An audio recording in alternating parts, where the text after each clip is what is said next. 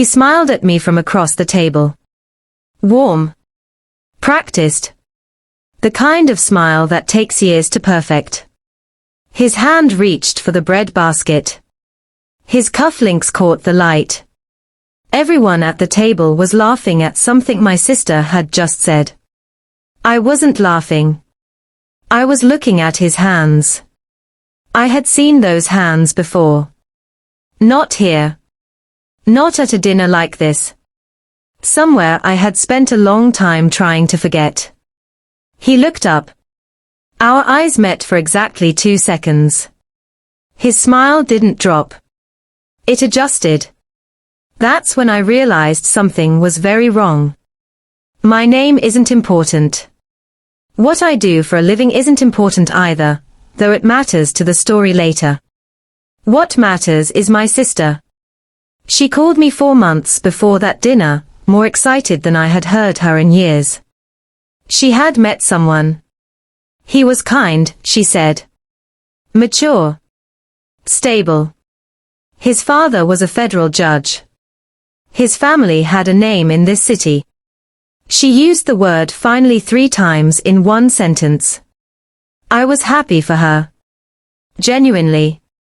She sent me photos. Him and her at a restaurant. Him at some charity function. Him standing next to an older man in a dark suit, his father, she said. Prominent. Well connected. I looked at the photos the way you look at something that's almost familiar. Like a word you can't quite place. I didn't push that feeling. I filed it away. The first dinner was at his family's home. Large house. Quiet neighborhood. The kind of street where every lawn looks like it was measured with a ruler. His mother was gracious. His father was charming in that deliberate, rehearsed way that certain men learn to be. I watched him pour wine. I watched how he spoke to the staff. I watched how he touched my sister's arm when she said something he didn't like. Light. Redirecting. Like adjusting a picture frame on a wall. She didn't notice. I did. After dinner, his father found me alone by the bookshelf. He asked what I did professionally. I told him something vague. He nodded and said something forgettable. But his eyes were doing a different conversation. They were measuring. Recalculating. I kept my face still. I smiled at the right moments. I said nothing useful. On the drive home, my sister asked what I thought of them. I said they seemed lovely. She said, I knew you'd love them. I said, That night I sat with my laptop open for a long time. Not searching anything. Just sitting. Letting the feeling I had been holding all evening rise up slowly so I could look at it clearly. I called my sister the next morning. Gently. I told her I thought things were moving fast. That I just wanted her to be careful. She laughed. Not meanly. Just dismissively. She said, you always do this. She said his father was a federal judge. As if that settled something. I didn't argue. I knew from experience that arguing doesn't stop anything. It just makes people defensive. It closes doors you need to keep open. So I stopped reacting. And I started watching. Part 2, Proof and Betrayal, Emotional Core. I want to be precise about what I found. And how I found it. Because this part matters. I am not someone who goes looking for trouble. I am not someone who hacks phones or follows people in parking garages. What I did was quieter than that.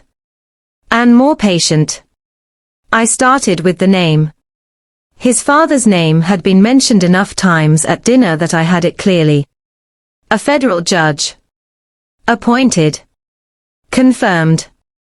Public record. I spent 2 evenings reading through case archives, public filings, Bar Association records. Nothing unusual. A long career. Clean on paper. Then I searched differently. Not his professional name. His personal one. A middle name my sister had mentioned once, casually, the way you mention something you don't think is significant. The results were thinner. Older. From a different city. And there it was. A civil case. 11 years old. Filed in a county 3 states away. The plaintiff had withdrawn before trial. The case was sealed. But the docket entry still existed. The name still existed. And one of the names listed as a respondent was his. Not the judge. The son. My sister's fiancé. I printed the docket entry. I set it aside. I didn't sleep well that night. Not because I was afraid. Because I recognized the shape of what I was looking at. I had seen it before. Professionally.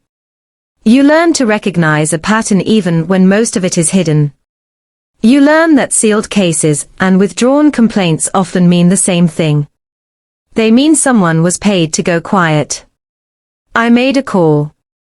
A former colleague. Someone I trusted. Someone who had spent 12 years in civil litigation before moving to a smaller practice. I didn't tell her everything. I told her enough. She called me back in 48 hours. She had found 3 names. Women. Across 2 states. Different years. All had filed complaints, 2 civil, 1 through a university conduct board, all involving the same person. All 3 had withdrawn or gone silent within months of filing. One of the women had moved out of state entirely. My colleague sent me the documents she could legally access. I read them at my kitchen table on a Tuesday morning with a cup of coffee that went cold beside me. The complaints were different in their details. But they were identical in their shape. I read them twice. Then I read them a 3rd time. I opened a new folder on my desktop. I labeled it with a date, not a name. I saved everything into it. The docket entry. The documents. My colleague's notes. Screenshots with timestamps. Then I picked up my phone and I almost called my sister. I held the phone for probably 4 minutes. I put it back down. I thought about what would happen if I called her right then. She would ask where I got the information. She would call him. He would call his father. His father would call someone. Documents would disappear. My colleague's name would surface somewhere uncomfortable. And my sister would be standing in the middle of it, humiliated and defensive, with a wedding to either cancel or explain. And the man at the center of it would walk away clean. Again. That was the part one kept coming back to. He had walked away clean before. More than once. Not because no one had evidence. Because no one had been careful enough, fast enough, or connected enough to make the evidence matter before the pressure came down. I was not going to make that same mistake. Confronting them would have ruined everything. Part 3, the silent countermove. The first thing I did was make copies. Not just one backup. 4. One on an encrypted drive that I kept at my office. One uploaded to a private cloud folder with 2-factor authentication on an email account I had created specifically for this. One printed and placed in a sealed envelope that I gave to my colleague with instructions not to open it unless I asked her to, or unless she stopped hearing from me. One more sent to a second email address, scheduled as a delayed send, set to deliver automatically in 30 days unless I logged in and cancelled it. I want to be clear about why I did this. Not paranoia. Practicality. I had watched what happened to people who held evidence like this without protecting it properly. Files got corrupted. Drives got lost. Hard copies disappeared. And sometimes the pressure came not as a threat, but as something quieter, a conversation, a favor asked, a word in the right ear, and suddenly the person holding the evidence decided they didn't want the complexity anymore. I was not going to be that person. With the evidence secured, I made a list. Not of things to say. Of people to contact. In order. With specific information prepared for each one. The first call I made was to an attorney. Not my colleague. A different one. Someone who specialized in civil cases involving institutional misconduct. Someone whose name I had held onto for years the way you hold onto certain phone numbers without knowing exactly why.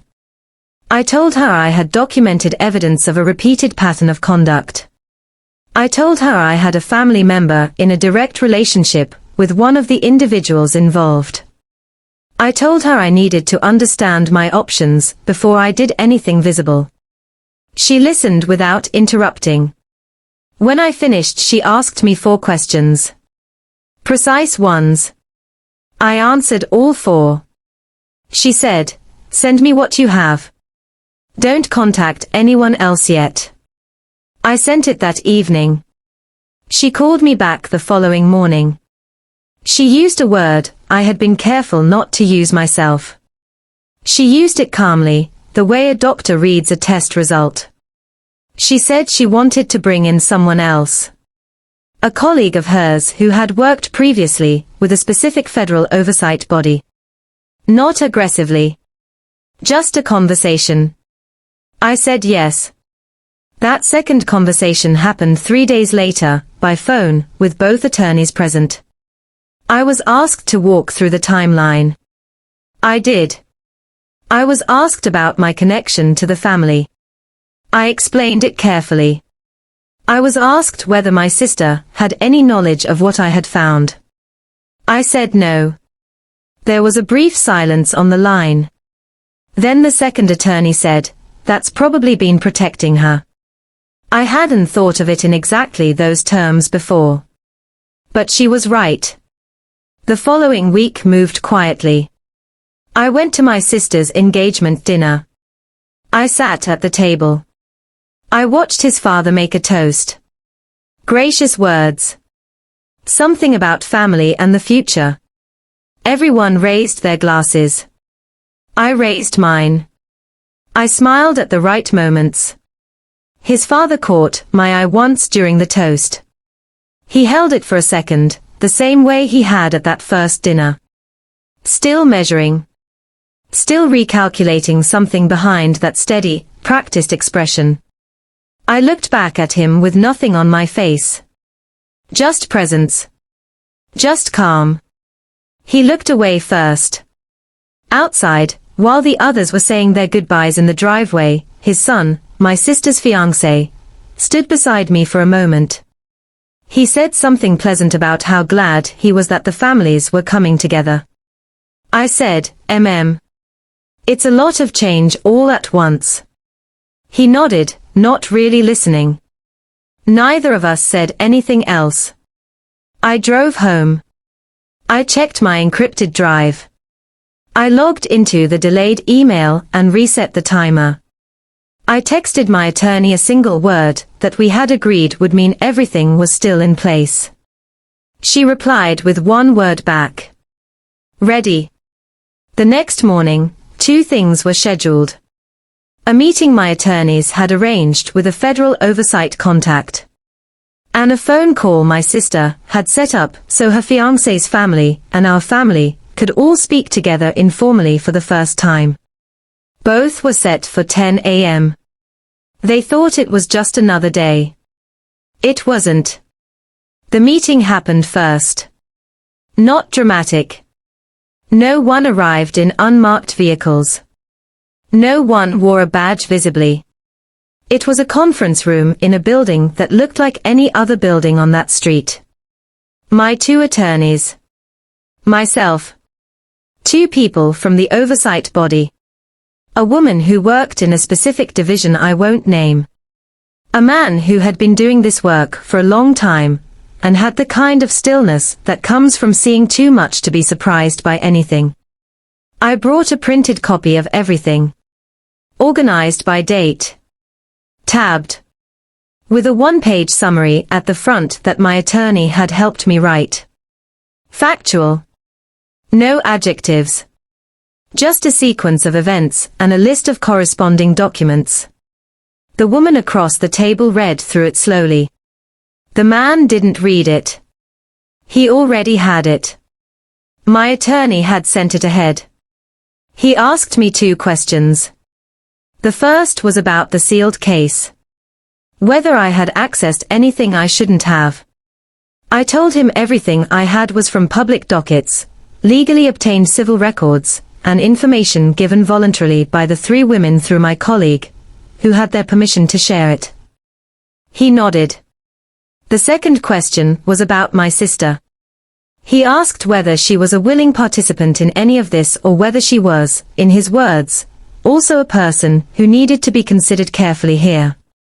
I said she didn't know anything yet. I said she was the reason I had come to them instead of handling it another way. He looked at me for a moment. Then he said, "We'll need to move before the weekend." That was Wednesday.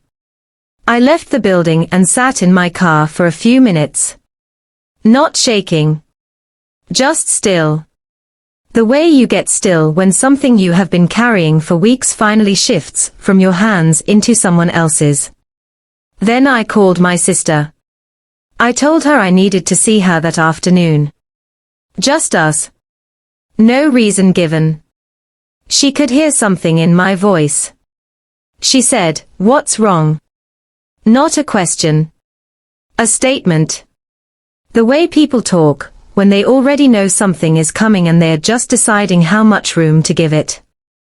I said, "I'll explain everything when I see you." We met at her apartment. I brought my laptop. I had a printed copy of a portion of the documents, not everything, just enough. My attorney had told me what I could share at this stage, without interfering with anything the oversight contact was now handling. I sat across from my sister at her kitchen table. I didn't start with the evidence. I started with her. I told her she had done nothing wrong. I told her she had trusted someone the way a reasonable person trusts, someone who presents themselves as trustworthy. I told her that what I was about to show her wasn't a reflection of her judgment. It was a reflection of how carefully certain people had managed their image for a very long time. She didn't say anything. She just looked at me. I opened the laptop. I walked her through it slowly. The docket entry. The pattern. The 3 women. The dates. The withdrawals. I kept my voice even. I didn't editorialize. I let the documents be what they were. She stopped me once, somewhere in the middle. She asked a single question. A small one. Practical. Something about one of the dates, and whether it overlapped with something she remembered from early in the relationship. It did. She closed her eyes for a moment. Then she said, "Keep going." I kept going. When I finished, she sat quietly for a long time. Her hands were flat on the table. She wasn't crying. She was doing what I had done at my kitchen table weeks earlier, letting the shape of something settle so she could look at it clearly. Then she asked what was already in motion. I told her. She asked if she needed her own attorney. I said yes, and I had already asked mine for a referral. She nodded. That was the conversation. No screaming. No collapse. No moment where I had to hold her back from doing something that would hurt her position. Just 2 people sitting at a table dealing with a hard thing in the only way that actually works. By Friday morning, the oversight process had begun formally. By Friday afternoon, my sister's fiancé had received a notice through legal channels that I won't detail here. His father, the federal judge with the practiced smile and the measuring eyes, was placed under a preliminary review process that his own institution initiated. Not because of outside pressure. Because the documentation was clean and the pattern was undeniable, and the people reviewing it had seen this shape before too. My sister cancelled the engagement quietly. A brief message to close family. No explanation beyond the word private. No one pushed her. No one asked. His family made no public statement. There was no scene. No confrontation in a driveway. No shouted accusations in front of witnesses. Nothing that could be framed later as emotional, or unstable, or motivated by something personal. Just process. Just documentation. Just a pattern that finally ran out of room to hide in. I checked in on my sister that evening. She was calm. Tired in the way you get tired after something long and invisible finally has a name. She said, "I keep thinking about how normal everything looked." I said, "That's how it works." She was quiet for a moment. Then she said, "Thank you for not telling me sooner." I understood what she meant. If I had told her the moment I first felt something was wrong, she would have defended him. She would have needed to. Because she didn't have the evidence yet, and neither did I. All we would have had was my instinct against her hope. And hope is louder than instinct in the early stages of something like this. She needed the evidence to be complete before she could receive it. So did the people who were now handling it properly. I drove home slowly. No music. Just the road and the dark and the quiet that comes after a long stretch of careful, necessary work. I checked my encrypted drive one final time. I logged into the delayed email and cancelled the scheduled send. I texted my attorney the second word we had agreed on. She replied immediately. Good. I made tea. I sat by the window. I didn't feel triumphant. I didn't feel angry. I felt something closer to relief. The kind that doesn't announce itself. The kind that just settles into the room like the end of a long season. Outside, the street was empty. The neighbors' lights were off. Nothing moved. That night, everything was quiet.